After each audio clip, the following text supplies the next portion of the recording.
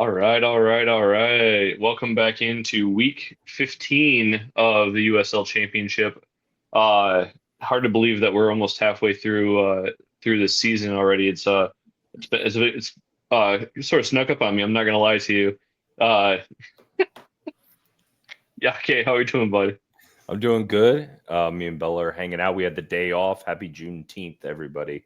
Indeed, happy Juneteenth. Yes, I also had the day off, and my wife and I went and celebrated the holiday. So definitely very happy Juneteenth. Jake, as we always do, I'm gonna start you off with how's your touch? And I'm saying in the top five sort of categories type question here. Okay. So can you tell me who are the top five chance creators in the USL Championship?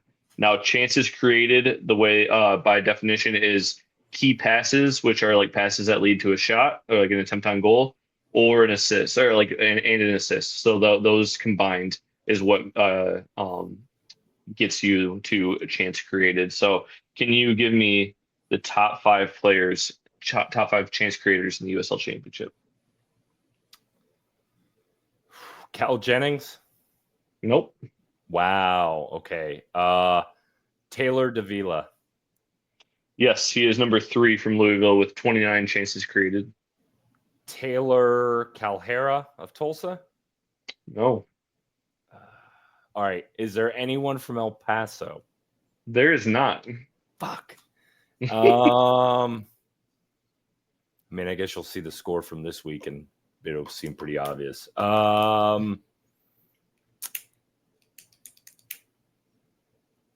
I cannot think of any more.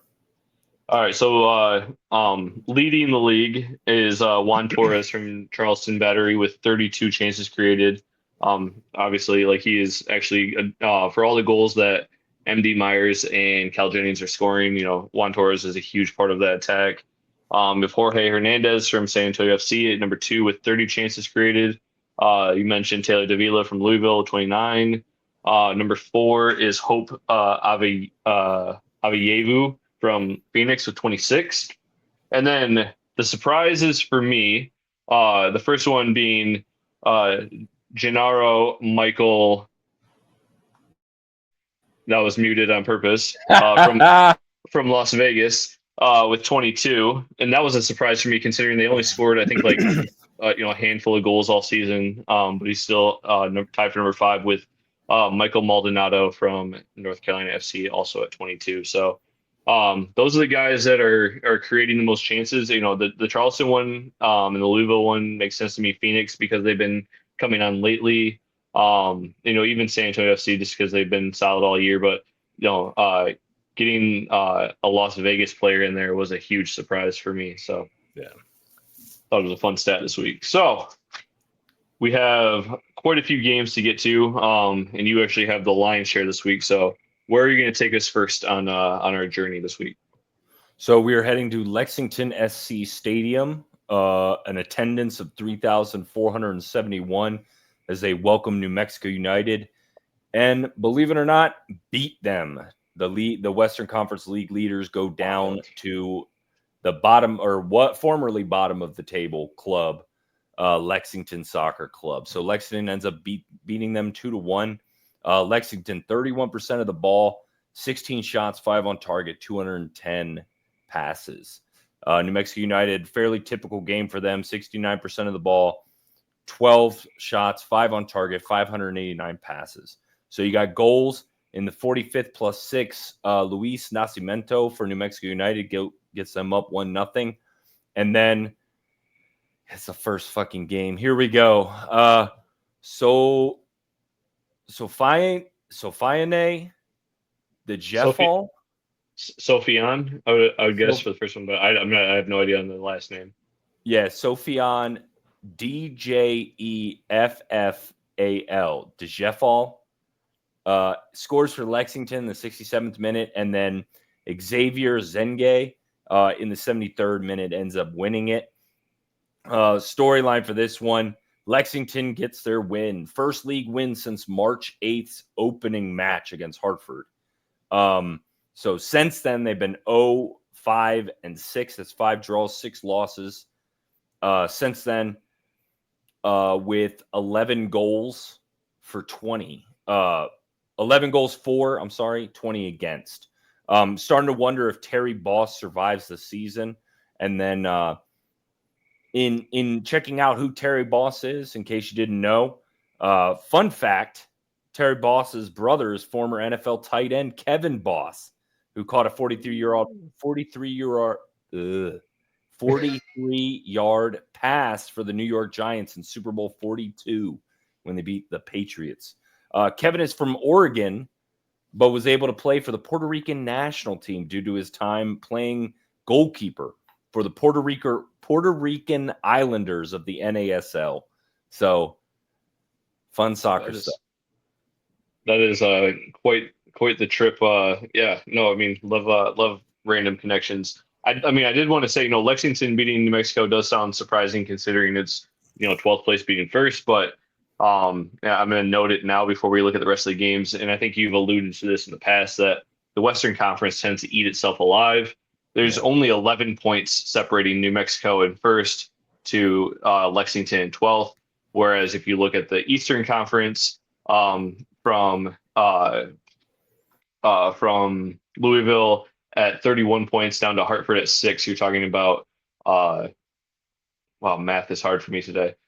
A 25-point spread. So it's a lot bigger stretch on some of these between the two conferences. The Eastern Conference kind of is what it is, and the Western Conference, we were talking about 19 games left. Anybody could finish literally anywhere at this point. All right, so from that game, we're gonna go rip the Band-Aid off right away. We're gonna go to Loudoun United, Northern Virginia. Headline for this one is Loudoun wins at home as Abukura continues his push for Player of the Year. He's now up to 10 goals, 1 assist in 12 matches. Gets 2 more in this game. Loudoun, dominated the game for the most part. 13 shots, 7 on target, 56% possession. Detroit, after their woeful performance at this beautiful park behind me in Pittsburgh last time out, was able to manage 7 shots, 5 on target, 44%. Like I mentioned, they did get 2 goals in a 3-2 loss. And they actually did score first through Ben Morris in the 22nd minute. And then Abukura steps in and gets 2 goals in 7 minutes right before halftime in the 38th and 45th plus stoppage. And then Michael Bryant gets a goal to make it 2-2 in the 52nd minute. Detroit, maybe we can hold them off, but no, it's not to be. Ryan scores 12 minutes later, and Loudoun goes on to win 3-2. For Loudoun, that keeps them right there in third place. Really not that far off of the leaders, Charleston, Louisville. So they really are, separating themselves. They did have a slip up, for a couple games there, but they look to be back on track. For Detroit, it just continues another woeful stretch for them. That makes 2 points in the last 5 outings. They looked better, but they need to keep that up, and hopefully they can right the ship here. But not all is well in Detroit. Yeah, I'm not watching as much Eastern Conference as I can, but I make sure to watch Baby Salah highlights. If you guys haven't gotten to watch that guy play, that dude is a baller. And then also, what's up with Darren Smith? Oh, he just didn't start the game. He came off the bench. But, Yeah. he's been playing a lot. Like he scored a lot early, and that's that was where Detroit was getting a lot of better results. And the goals have kind of dried up of late. But really, if you look at the way Detroit is playing, the struggle was through the midfield. I will say Giup was back on the bench for the first time, I think, in this season. I think I've even seen him on the bench. He did get a sub appearance in, so hopefully he's able to help that midfield out. But I think they're just trying to figure out. It looks like Danny's trying some different things with some of these guys just to get some fresh legs or change the stuff. They're still running the same 5-3-2 system with the wing backs. But they got to figure it out. They're defensively, they're not as strong as they used to be, and that midfield is really missing Maxi Rodriguez as the link up between defense and attack. So Yeah. Well, sorry for your loss. In my defense, mine was a little uglier this week, but we aren't headed there yet. We are heading to One OK Field in Tulsa, Oklahoma. They had an attendance of 3,444. And before we go over this, I just wanted to get your opinion real quick. Yes or no? Are you in favor of Tulsa doing like the hockey horn whenever they score? yeah, I'm here for it. I mean, Yeah. that's that. There's nothing like. I mean, it's not the same as being inside of like an enclosed stadium and Yeah. it like rumbles in your chest. But I'm here for all sorts of excitement. I love Yeah. like Western Michigan football games. Where I went to school, they had a cannon that they shot off every time they scored, which wasn't often. But I'm here for it. Like anything to get like the fans' attention. Like Yeah. something big happened, and in some of these smaller crowds, you don't always get the same. So like having that noise is kind of fun. So I really enjoy it. The only thing I would be worried about is like if I think it's a goal, but somehow it gets saved off the line and I fired off the ship for no reason. But all right, yeah. so Tulsa welcomes Phoenix to town and draws 1-1 because that's what Tulsa does. Tulsa had 47% of the ball, 29 shots, 8 on target, 224 passes. Phoenix had 53% of the ball, 9 shots, 5 on target, 269 passes. Phoenix came into this game hot, but as I talk about in my power rankings, Tulsa's, or as I talk about pretty much every fucking week on here, Tulsa's defense is good, man. 15th minute, Ilson Sacco gets a goal for Phoenix, and in the 80th minute, Arthur Rogers levels it, and they finish off 1-1. So I kind of wanted to do a WWJD on this, on Rogers' goal, and it's not so much about the goalkeeping. This is about like the whole thing. So I'm gonna go over it real quick. So goal starts as most Tulsa goals do, with a long ball from their half. It goes into Taylor Calhera, who is, in my opinion, like I've been watching a lot of Tulsa. I feel like Charlie Day and in Always Sunny, like pointing at the board with all the fucking yarn on it, like trying to explain how much I like Tulsa. Um, Taylor Calhera is a really fucking good target, man.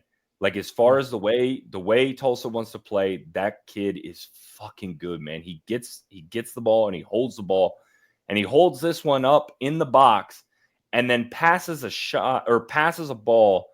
There's 6 Phoenix defenders in the box on this play. There's 6 of them. Mm-hmm. And Emil Gayo, he's got his back, like he's got his body facing the ball, and Arthur Rogers, a center back, by the way, he was already up on the initial play. Like the ball went back across and he was already kind of up prepping for something, but he sneaks. And I don't know if he's running quiet or he's not breathing heavy or something, but Gale is like completely unaware of him. And he just goes right past.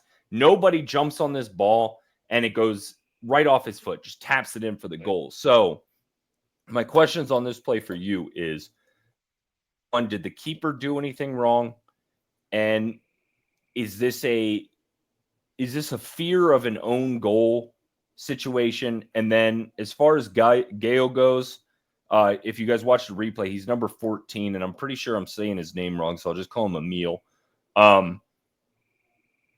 Is this a positioning issue with him? Is this a body position issue? What's going on with this goal? So I watched this earlier, and I mean it's a great ball in. Like sometimes just putting it in the mixer and seeing what happens is necessary. And Tulsa, you're right, to your point, doesn't always score pretty. I will say from the keeper's perspective, there's nothing you can do. Like when there's um obviously Emil on the back post losing contain is bad, but basically it looked like they had 4 guys almost like across the 6-yard box, like a picket fence, and nobody's really marking anybody. Everyone's just kind of in position, and like zone marking drives me absolutely fucking bonkers, especially when you're talking about like crosses coming in.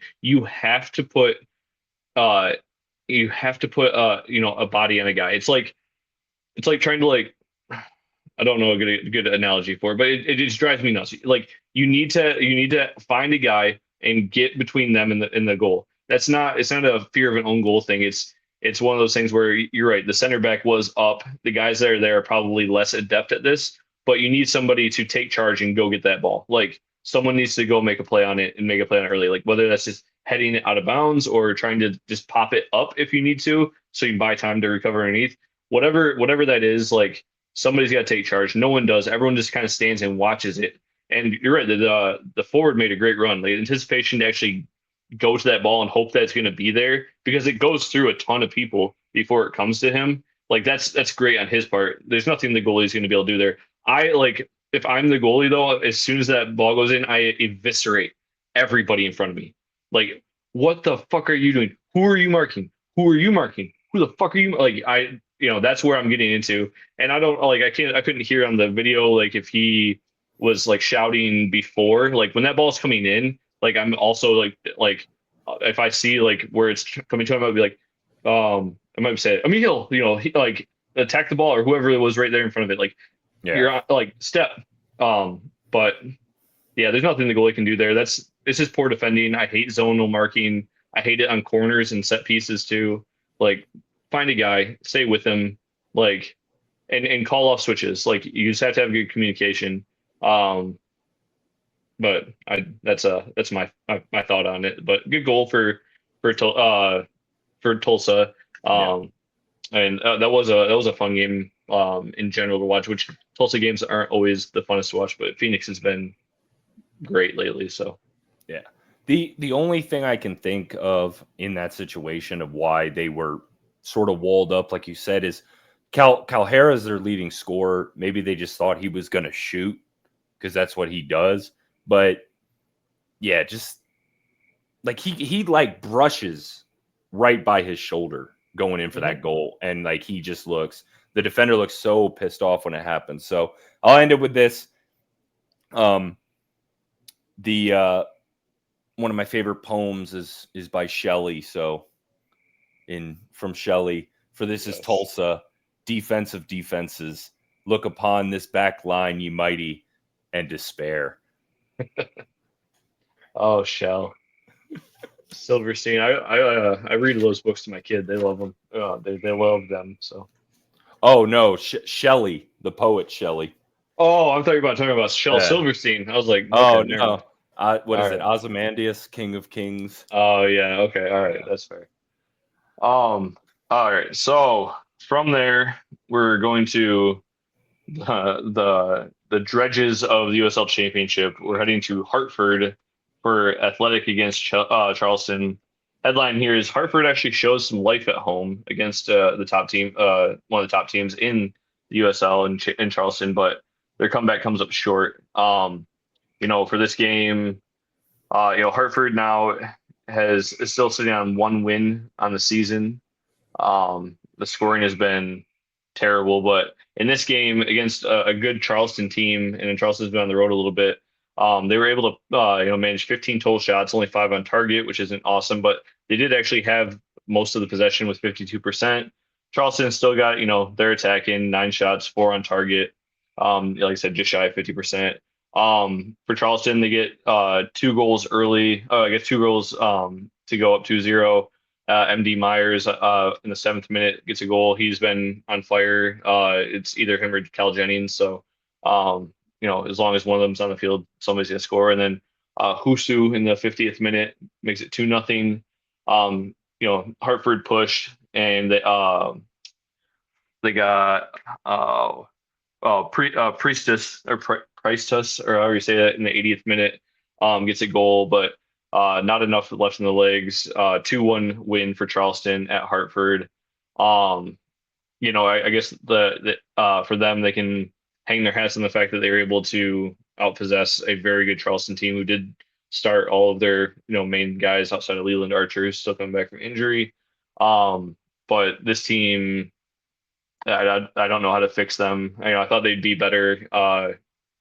It's been a disappointing season, certainly, especially when you're looking down the road at a club that's only in their second year in the championship in Rhode Island, who's already been to a final and is built a good team. They just haven't been able to figure out how to do it in Hartford. So um, we'll see where the rest of their season takes them. But they are, spoiler alert, they are at the bottom of my power rankings for the Eastern Conference. As they should be. So we're heading to a game I did not attend. I watched it on TV, but we're heading to Southwest University Park. Attendance of 4,573. El Paso welcomes Orange County Soccer Club to town and gets their ass beat 3-0.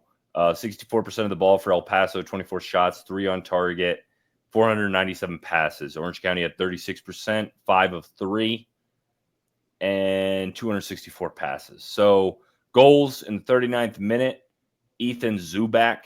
41st minute, Wahab Akwe gets an own goal. And Ethan Zubak, 45 minutes plus 3. Like the end of that second half, like Locomotive just fucking short-circuited and everything went to shit, and then they couldn't get back on track for the rest of the game. So the story I'm going to talk about on this one is scoring drought. They were at one point the Western Conferences had the most Western Conference in the last 3 games, including the J Cup loss to Colorado Switchbacks. They have 0 goals. Andy Cabrera, mine and everyone else's favorite player, has 2 shots, 1 on target. And the unfortunate thing is the next week's game is not going to be an easy get-right game. Monterey Bay, for all their struggles, has only allowed 1.1 goals per match. So can't treat this one like a get-right. You got to get your shit together and figure out what's going on. Defense remains an issue. No clean sheets. I mean, I've said on here before, I'm trying to be a more positive fan of this team. Wilmer Cabrera's style can take hold, and I'm ready to see it happen again as it did earlier in the season. But the little streaks like this are frustrating, and I think we eventually work the kinks out. Hopefully by the end of the season. Yeah, for sure. Again, not to harp on the fact that the Western Conference is, uh, a centipede eating itself. Uh, there's only 4 teams in the Eastern Conference that have a positive goal differential. Whereas like the Western Conference, even 10th place Sacramento has a positive goal differential, which is just kind of puts it in perspective. So I think that games like this are going to happen in the Western Conference, and you just got to kind of take your lumps, and how you're going to pick yourself up and move forward is a big part of that. All right. So, on a happier note, we're moving to another New England squad that I mentioned earlier. We're going to Rhode Island, hosting North Carolina FC, 2 playoff teams, or teams in playoff positions as it stands right now. Rhode Island gets the win here 2-1. Headline here is Rhode Island can finally celebrate their first home win at the death on a Maxi Rodriguez penalty. I did want to note that I did have an error in my power rankings last week. I mentioned that I believe that was their first goal, and I was incorrect. They had scored previously, so thank you for the correction on that from Jonathan Starling. But this game, for Rhode Island, this is important for them because they were coming off of 3 straight losses. They're starting to wobble a bit. They're very talented, and there seems like they're still trying to get together. It's the second game in a row where they've absolutely dominated from a shot perspective. They finished with 17 total shots, 6 on target, 57% of the possession to North Carolina's 10 shots, 5 on target, 43% possession. That Rhode Island gets a goal early through Dequa in the 18th minute, and then Mensingen from North Carolina ties it up in the first half in the 35th minute. And then we go all the way to the end of the game. And in the 5th minute of stoppage time, Maxi Rodriguez slots home with PK Rhode Island can celebrate in dramatic fashion. It's a big win for them as they get, like I said, move into seventh place now in the Eastern Conference. North Carolina, that ends a 4-game win streak for them, but that's a tough loss on the road. They did just steal one the week before with a Dolabella goal in the third minute stoppage time. So kind of a little bit of karma coming back at you. But good on Rhode Island, and we move on.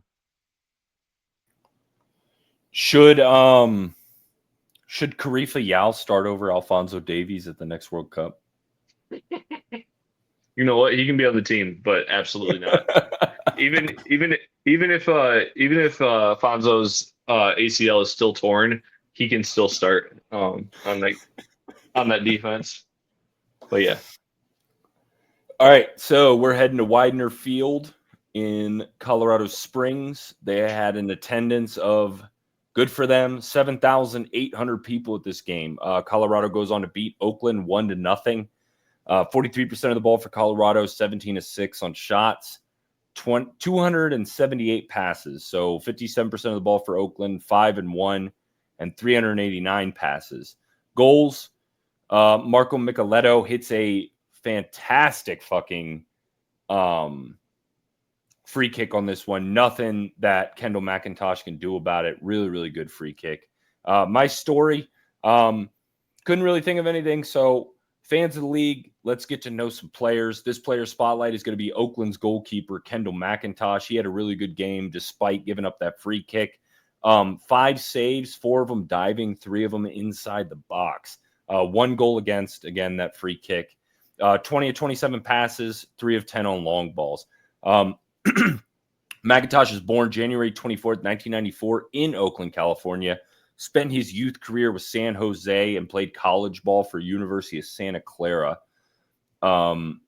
Spent time with Portland, Red Bull New York, and Sporting Kansas City, as well as all of their 2 sides. Spent last season as a backup and spot starter for San Antonio. He was behind Pablo Cisniega, who's now playing for San Diego, or not playing for San Diego. He's a solid keeper, 3 clean sheets. He's got 3.13 saves per 90. He definitely deserves his minutes in Oakland. He's been one of the bright spots for them in sort of just a real shitty season. So get to know your USL players, Kendall McIntosh. I like it. All right. So from there, we're going to go to the most boring game from the Eastern Conference last week. We head to Indy, where they are hosting the Pittsburgh Riverhounds.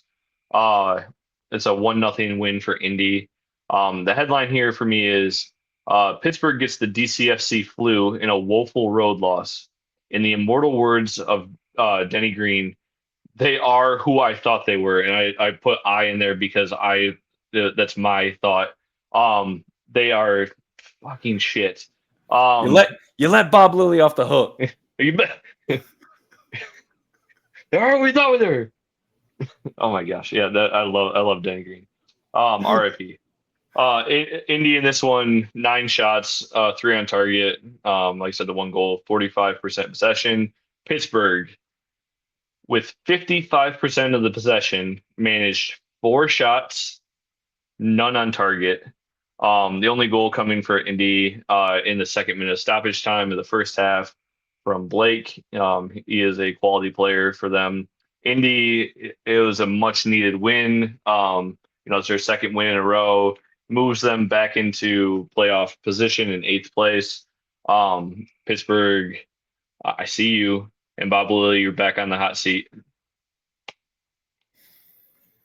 Bob Lilly, you fucking compiler. So for my 5th game of the week, we're heading to Cashman Field in Las Vegas, Nevada. They had an attendance of 2,632, which for Vegas standards ain't bad. 49% of the ball, 11 shots, 6 on target. This is for Las Vegas, 318 passes. 51% of the ball for Monterey Bay, 12 shots, 5 on target, 331 passes. Las Vegas Lights win this game 2-0. Johnny Rodriguez gets both the goals in the 60th and 64th minute. That's 5 goals on the season for Johnny Rodriguez. Decent, all things considered. For he's scoring goals. Sort of the what's his name, Frank Lopez for Miami. Somebody's got to fucking score the goals on this team. So the story is going to be new, in parentheses, interim manager bounce, ? Giovanni Troyes becomes the 4th youngest manager in USL Championship history. 28 years, 1 month, 23 days. And he's behind Nikola Katic for Pittsburgh, Luke Spencer, and Paolo Del Piccolo for Louisville. Both of them took their jobs in Louisville actually the same year. I think Luke Spencer was like a player coach at that time, current Tulsa coach, and my personal hero. Good defense. Not a lot of info on Giovanni on the internet. It appears that he worked under Antonio Nocerino at both Miami and Vegas. So you got to kind of wonder that Vegas is absolutely going to continue to look for a manager because I don't believe he's going to be playing a different system than what his boss is playing. So you got to imagine he's just holding down the fort. Vegas's management probably just was trying to save face. So he's going to hang out for a little while until they find someone better. Yeah, not a great situation in Vegas. I think I read that their primary owner is Jose Bautista. That dickhead. Yeah, he deserves everything he's getting. Actually, I appreciate him being an owner in the USL Championship and keeping him in Vegas. But that's good. But yeah, I will forever be a fan of Rougned Odor, especially when he came to the Orioles after that punch. Yes, fantastic. All right, so next game we're gonna go to. I'm not gonna tell you the game yet. I have to do an ode to a show that both of you and I enjoy. So my very amateur attempt at this. It had been almost 3 months since their last victory. Boop. They remain kings of Florida after taking down a rising Miami squad. Boop. And just like that, boop. Jake. Boop. Tampa. Boop. Is boop back. That's their first win since since March, and only their second win of the season. Both coming against Miami. And Miami, we'll get to it next week, but Miami's still been playing very well outside of this. They cannot beat Tampa Bay. Tampa has 9 shots, 4 on target, 49% of the possession. Miami, for once, they almost never, like, I know it's 51-49, but they almost never dominate possession. They are very much let the other team have it till they wear themselves down and then counterattack. But Miami, 51% of possession, 7 total shots, 3 on target, in a 2-1 loss. Bonfiglio for Miami actually gets a goal in the first half in the 42nd minute to get him a 1-0 lead. And Tampa tries and tries. And finally, Guillen in the 74th minute gets a goal. And then the much maligned and much called out by me, Arteaga, in the 2nd minute of stoppage time, 90+2, gets a goal to break Miami hearts. And frankly, keep a pattern of wins and losses going for Miami. But Tampa really needed this. It puts them on 8 points. It only moves them ahead of Hartford, so they're at least out of the cellar. We have 19 games left. The team is talented enough that they should be dancing around, maybe trying to chase the playoffs, but they're going to need to get more consistent quickly, and they need to play, and they need to beat somebody other than Miami in order to. We will see. Sorry, I'm drinking Sprite. Yeah, it's a bummer. Send Bonfiglio to El Paso, please. That'd be fun. So 6th and final match, we are headed to Heart Health Park in Sacramento, California. They had an attendance of 9,379 people at this game. Good for you, Sacramento. And all 9,379 people had to sit through a 0-0 match. Sacramento had 37% of the ball, 7 shots, 3 on target, 219 passes. San Antonio had 63% of the ball, 12 shots, 1 on target, 414 passes. So because this game was so blah, we're going to do another spotlight. And this one is on San Antonio Football Club's manager, Carlos Yamoso. This man was born in Palmyra, Colombia. He was part of the wild-ass 90s in U.S. soccer. During that time, he was naturalized. He ended up, I believe, getting some time for the U.S. national team. I think he was in the 2002 World Cup as a sub. Part of the, like I said, part of the wild-ass 90s of U.S. soccer. Stops in New York. Where in New York? That's right, the New York Centaurs of the A-League, formerly USL-1. He was with DC. He's with DCU when he won. That's DC United for all you fucking casuals out there. Where he was a league winner. He played with the Miami Fusion, a club that doesn't exist anymore. Supporters Shield winner there. New England Revs, where he helped lead them to an MLS Cup final appearance. And Chivas USA, which doesn't exist anymore either. So San Antonio FC is his first managerial job. He's been an assistant for Chivas USA, New York Cosmos, remember them?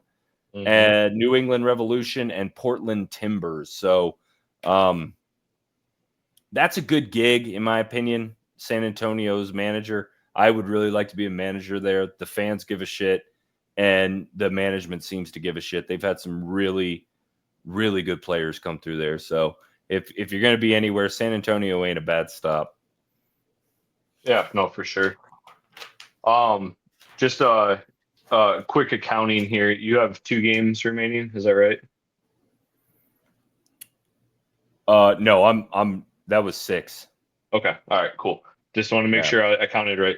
All right. So, next game we're going to go to here, and the last one I'm going to really cover in any sort of detail is Louisville hosting Birmingham.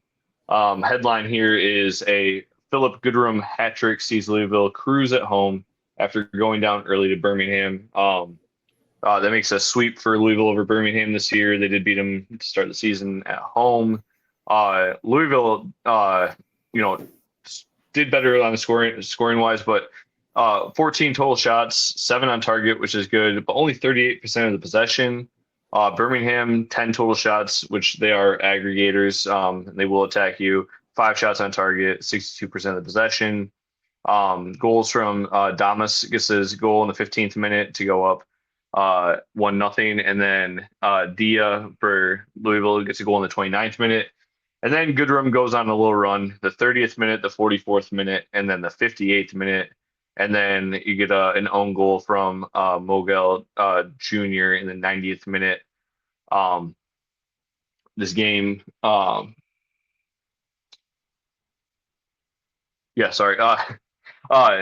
I also want to mention in the other game that Louisville had in this game week. I alluded to it in the last episode, but they did play Rhode Island last Wednesday, the 11th, and went on to beat Rhode Island 2-1, which was big for them just because it avenged the playoff loss that they had suffered at home last year to Rhode Island. So, Louisville is still doing Louisville things. They are still the only undefeated team in the USL Championship.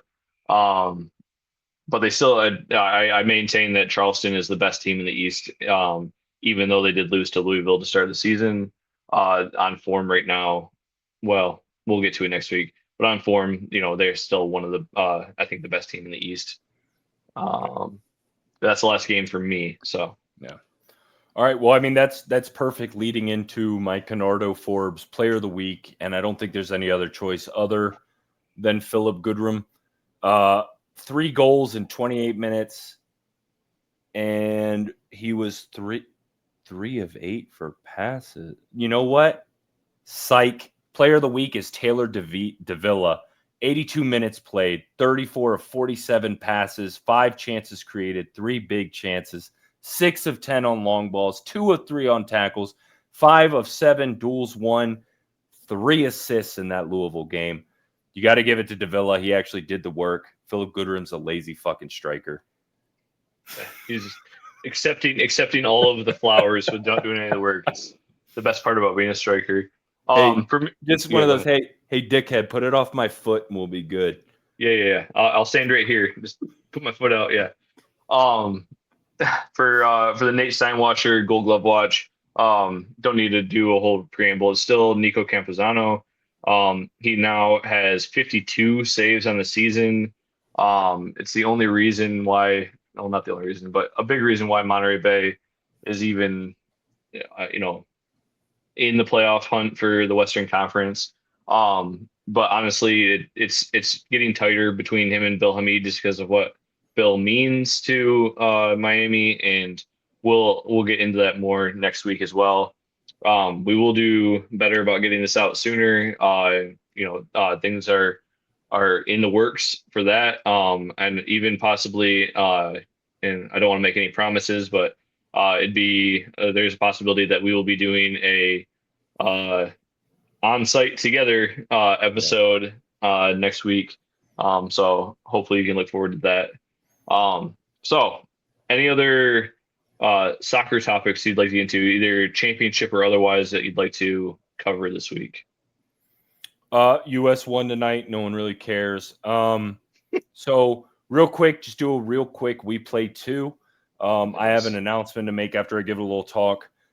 So as some of y'all know, I went and did a tryout on Friday, and it wasn't really a tryout. They just kind of wanted to get everyone together. I didn't do any goalkeeper work. Just did a lot of drills and did some push-ups and shit. But on Monday, we probably had our best game ever. It was like 100 degrees going into that game. And then as soon as the sun went down, we were down, I think, 3-2 at halftime to like not a very good team. I had given up some dumb goals, not communicating with my defenders. And then the sun went down and we turned into like 09 Barca. It was ridiculous. Just like tiki-taka up the field, goal. They just weren't touching the ball. We held their head underwater. And then at the beginning of this show, I got an email notification saying that I had been selected for a team. And if I can figure out how to do it, what team I've been put on, I don't even know where the fucking... I guess I went on the team that I tried out for. I'm a member of, well, in air quotes, this is really good radio, the El Paso Kickers, East El Paso 11v11 team. So I am the starting goalkeeper because I'm the only fucking goalkeeper. Hey, you know what? Sometimes that's why you're on the team. Like you're like, you know what? I want to be on the team. So yeah, play goalie. Yeah. No, awesome. Congratulations for real. Like that'll be fun. I love 11v11. It's the purest form of soccer. It's harder the older I get, but yeah. So I don't have any updates this week. I didn't play in my Monday indoor league, and I didn't go, and then I didn't play on Tuesday either. I took the week off because I knew I was coming down to see your stupid ass and play in the goddamn Inferno. I wanted to make sure my knee was ready to go, but I did go to my game on Tuesday. They didn't need me. Los Cuervos Negros beat the Striking Vikings 10-1. It is incredible to see the difference between our team and some of the other teams, and I'm hoping that we can keep it going forward. Leaves us in first place. I think we're 4 points up in first place against the second place team, and that's the second place team is the only team we've tied all season, and honestly, we shouldn't have. So, all good things there. But I'm looking forward to, as much as I joke, I'm looking forward to coming down and trying to play in a different area with some different people. So, hopefully, we can do that show from your house and not from a hospital bed on Monday. So. We'll take you down to Juarez. They're cheap down there. The hot, like you can get dental work done down there. What was I gonna say? Yeah, my wife keeps asking, like, what are you guys gonna do? I'm like, we're gonna play soccer like 2 of the days he's here, and then we'll go see the city and stuff. She's like, where's he from? I'm like, Kalamazoo, Michigan. She's like, oh fuck, he's gonna die. Yeah. So you tell her I'm very gringo. When you're this bald, it's a dangerous game, man. So I got to come in with my giant like sun hat and just. All right. You'll have a blast. But anything else, Jimmy? Nah, man. Let's wrap it up. We'll catch you guys earlier next week. Absolutely. Later, y'all.